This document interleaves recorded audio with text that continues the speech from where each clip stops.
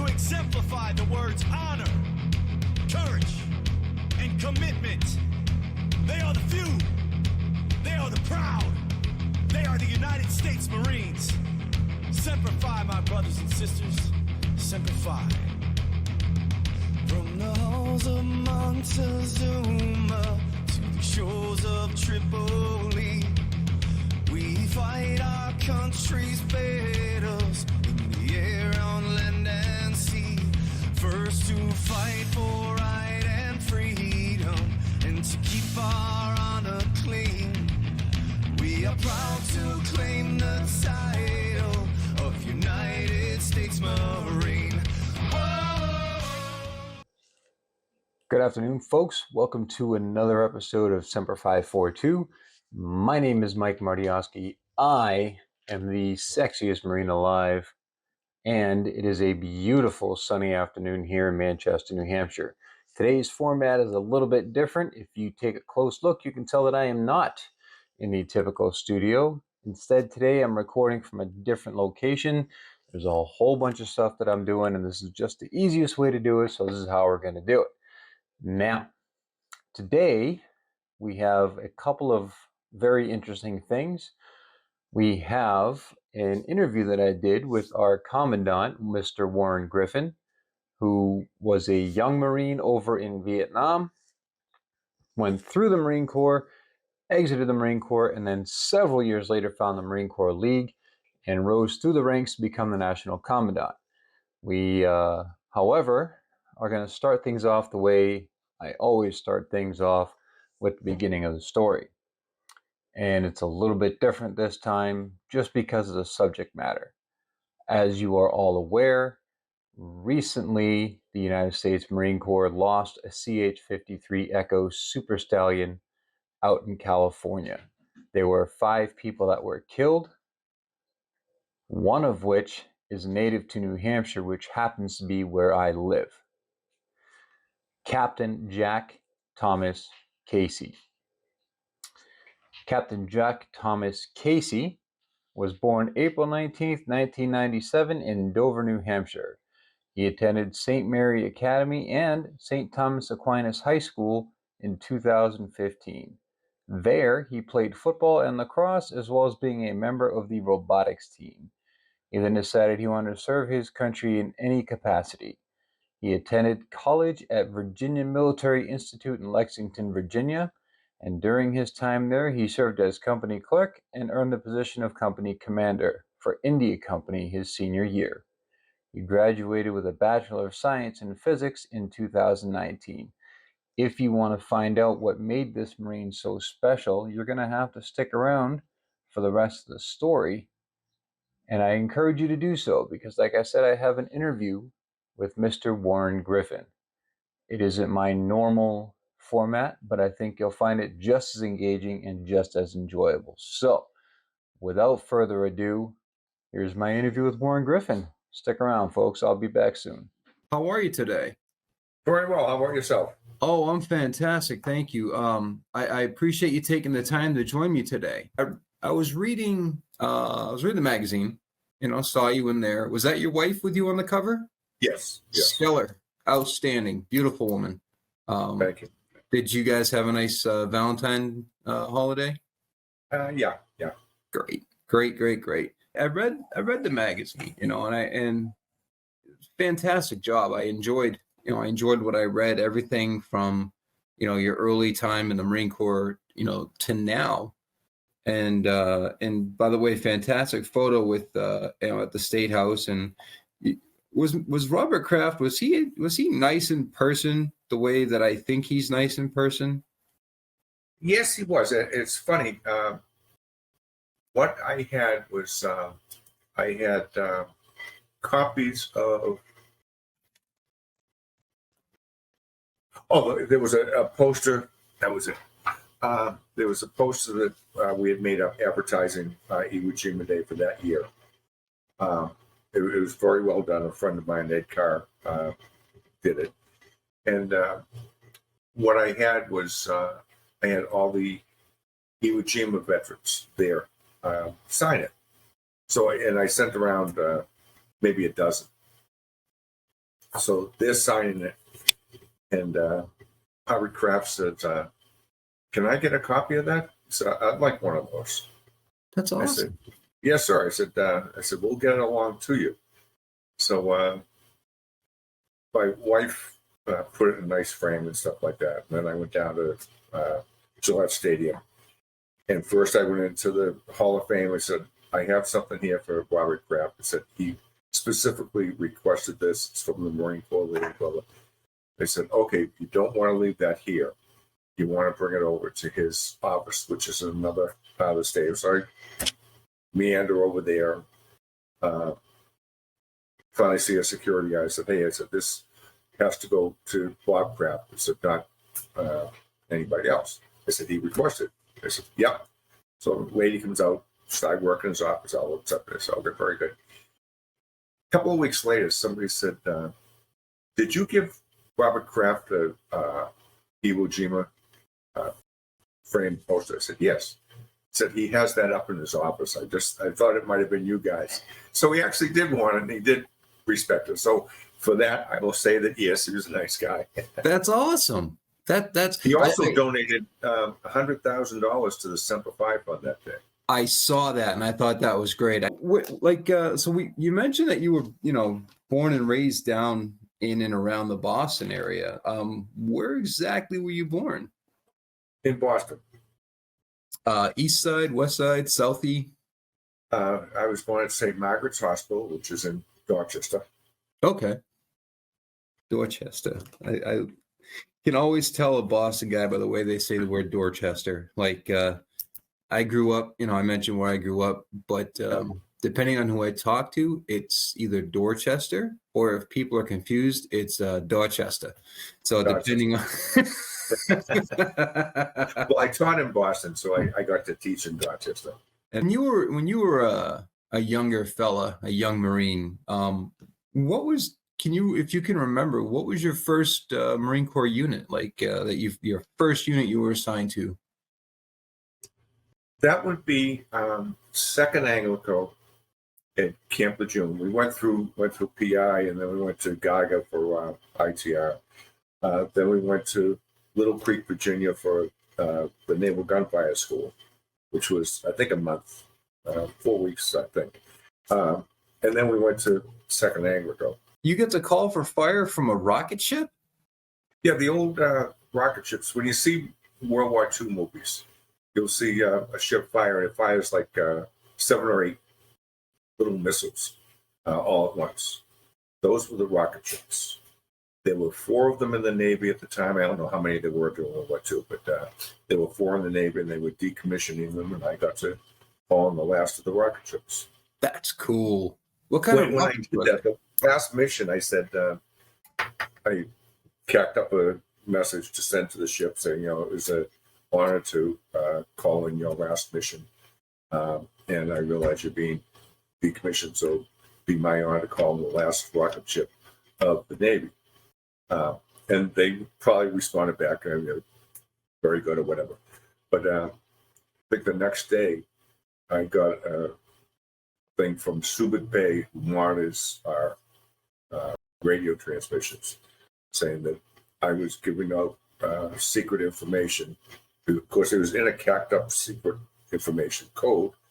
So I responded, I said, and the reason I knew that, it was in Time magazine.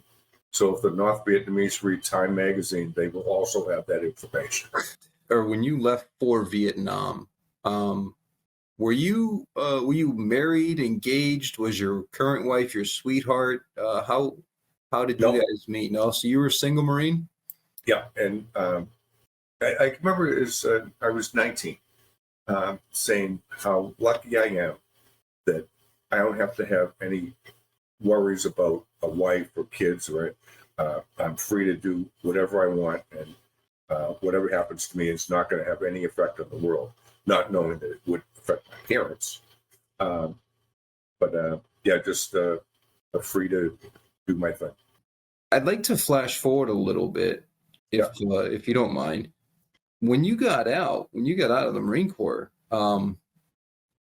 how how did you progress through civilian life? And then when did you find out and join the Marine Corps League? Because I was reading in the magazine, and there was a pretty big gap there. Oh, very big. Yeah. First of all, I didn't. When I got out August 24th of '70, and then I started at Framingham State the first week of September. So there wasn't a big gap. I think it was 2 weeks or less. So then I just got on the college. It gave me something to do, so I was doing the college thing. I hadn't heard of the Marine Corps League. That's why I hadn't joined. I probably would have if I had heard of it. And one day I was tending bar at the Natick Elks, and this guy came in and he said, "We're forming a Marine Corps League here in Natick." He said, and they're even going to let Anglican people join it. So you can, we're going to let you join. So I said, "Oh," I said, "Wait, so it's a bunch of Marines." I said, "Okay, join." So that's how I got started. That was in 2000. We were the first detachment in the new millennium. We came in January of 2000. And we got sworn in on the Constitution. So obviously after everything you did, after you get out of the Marine Corps and whatnot, you ended up, you had a family. This is one of those things where when I look at my detachment, I see a little bit of this. Is your family involved with the detachment as well, or is it just a Warren thing and the family kind of understands and, for lack of a better term, tolerates it? Yeah. No, my wife actually has been very involved with helping out with everything that we do as a detachment and everything I've done. She's and whenever we have a function, she would always make sure that the tables are done nicely, as opposed to me that would say, "Okay, throw a tablecloth on it, that's good enough." She says, "No, you're going to stop. It should have a centerpiece. It should have this and that. You're going to make it look good."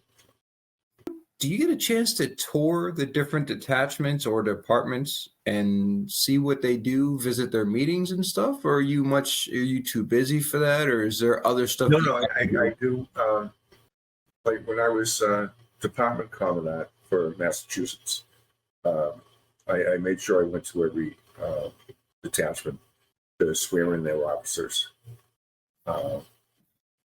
just so I have a chance to meet them and talk with them and see if they have any issues that we can help them out with.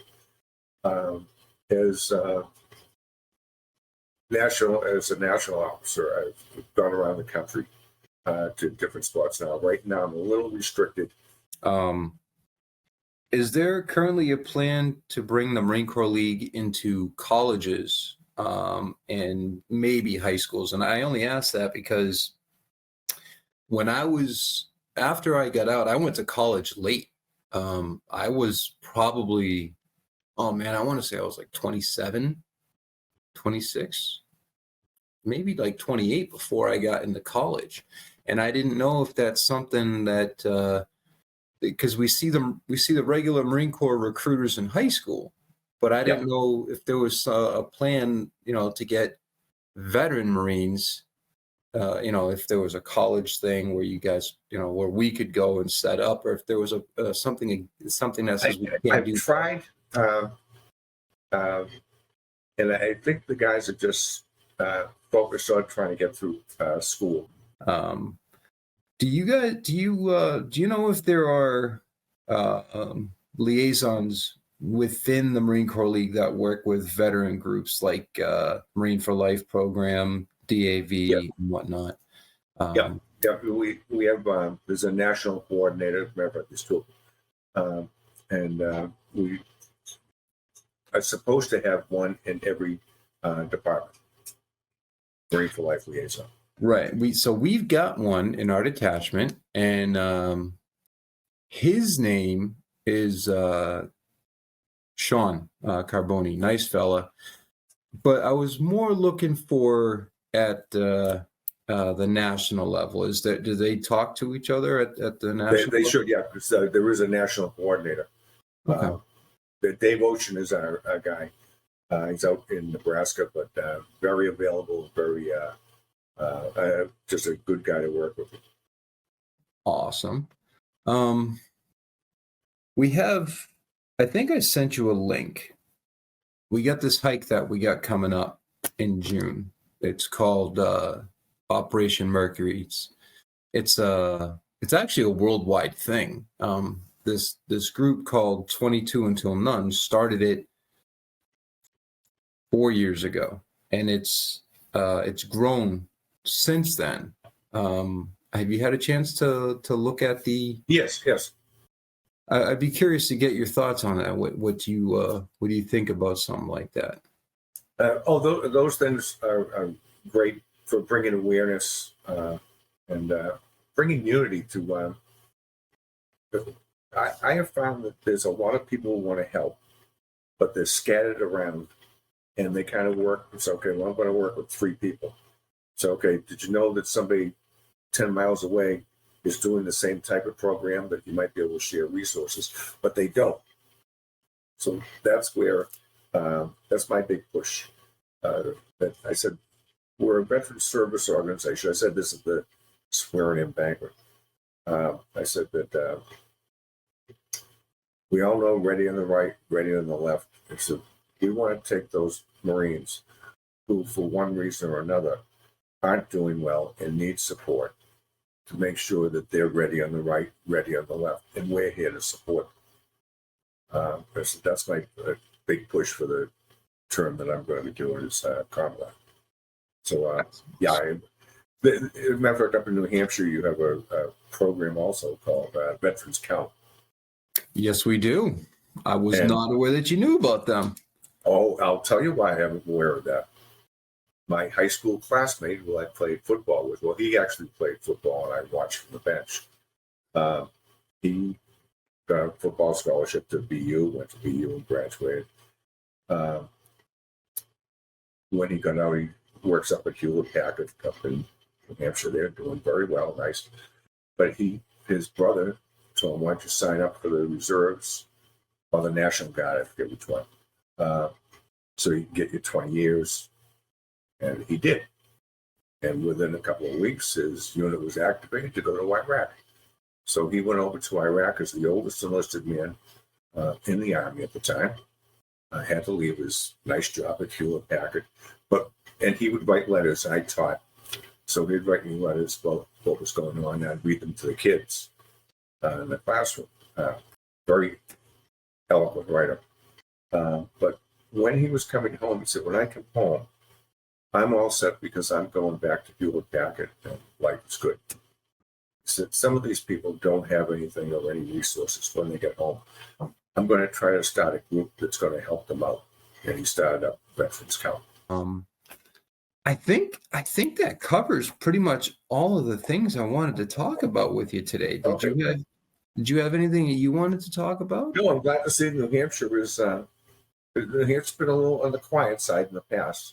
Yeah. But now becoming more active and more involved, which is fabulous. Well, if you're ever in the area, we'd love to have you at a meeting.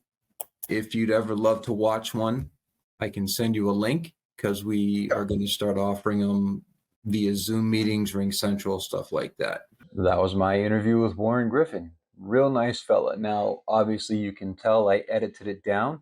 We chatted for a little over an hour, and we talked about a lot of stuff. I had to take all of that stuff and get the best of it and cut it down so that you folks at home and you folks watching, whether you're traveling or not, could enjoy it and understand what it was that we were talking about. So I hope you enjoyed it. The great thing about Mr. Warren Griffin is he was always super happy to talk with me. And every question I asked him, he answered it 100% completely. He didn't hide behind anything, and he didn't give any political answers, which I thought was great. So we're going to go ahead and we're going to talk a little bit more about this helicopter crash, and then we're going to finish the story. So For those of you that don't know, about 2 weeks ago, the CH-53 was flying from an Air Force base to Miramar when it disappeared. This aircraft was meant to fly at night in the worst weather possible. However, in this unfortunate circumstance, it crashed. 5 people were killed, 2 enlisted, 3 officers. So there were 2 crew chiefs and I believe 3 captains. One of them was Jack Thomas Casey, who is a local boy, born and raised here in New Hampshire. He, as far as I was able to tell, was from Dover. At least that's where he was being returned to. And today, his remains were flown in, and he was accompanied. And there was, from what I've been able to tell, a significant presence for his ride from the aircraft to where he was being prepped for his final journey. So for the rest of the story, I thought instead of telling a story about his bravery or how he may have won a medal or anything like that, I would simply read his obituary. It seems kind of fitting. Jack Thomas Casey, Captain, United States Marine Corps, died suddenly in a tragic accident along with 4 other crew members on February 7th, 2024 in Pine Valley, California during a CH-53E helicopter training exercise. He is survived by his wife, Emma Lindbergh of Shepherdstown, West Virginia, his mother, Catherine Robinson Casey of Dover, New Hampshire, his father, James B. Casey of Andover, Maine, grandparents, Jean Robinson of Portsmouth, New Hampshire, Janice Casey of Dover, New Hampshire, and James Casey of Hampton, New Hampshire. Siblings James D. Casey and Kristen Tavares, both from Dover, New Hampshire, Patrick J. Casey, Topsfield, Mass., Sean J. Casey and Caitlin Parsons from Nantucket, Mass., and Catherine E. Casey and Brian B. Credico from Berwick, Maine. He's also survived by a beloved nephew of 15, favorite cousin of 23, amazing uncle to 6, and he was predeceased by his grandfather Richard G. Robinson and his uncle and godfather Edward Robinson.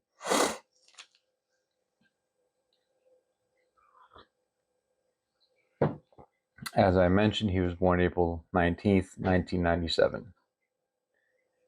He graduated from Officer Candidate School in 2018, earning a pilot's commission in the United States Marine Corps. He ran the Marine Corps full marathon while training in Quantico.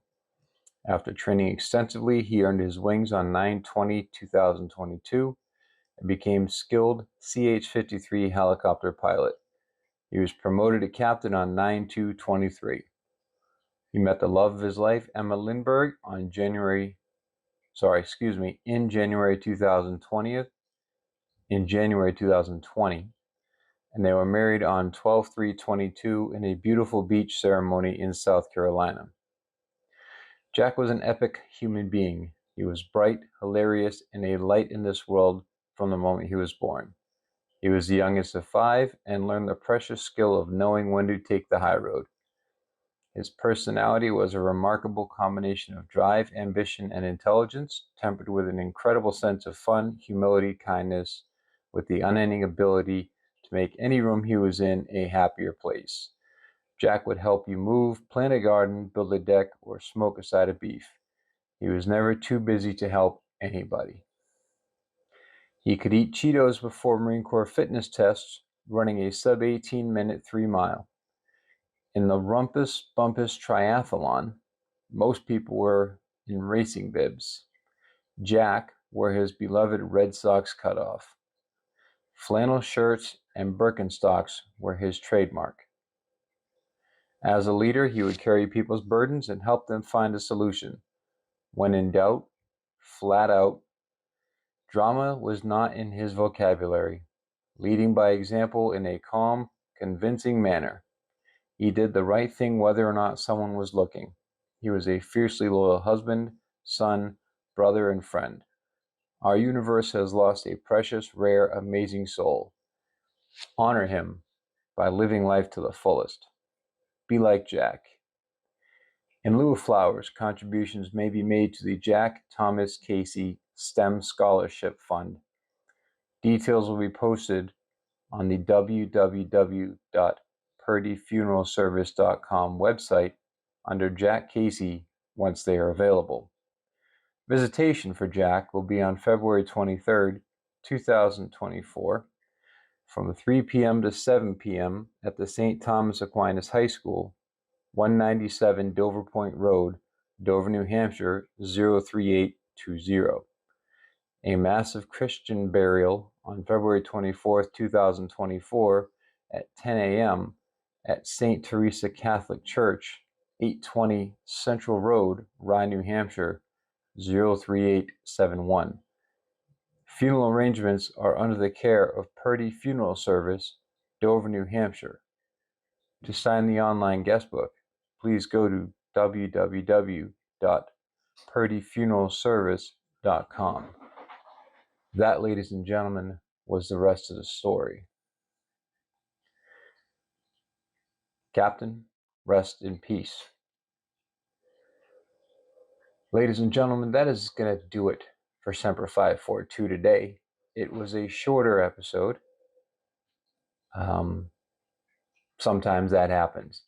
However, next week's episode should be regular length, and it should be maybe not filled with jokes, but there'll definitely be a few jokes in there. Until then, have a fantastic day. Thank you for joining me, and Semper Fi.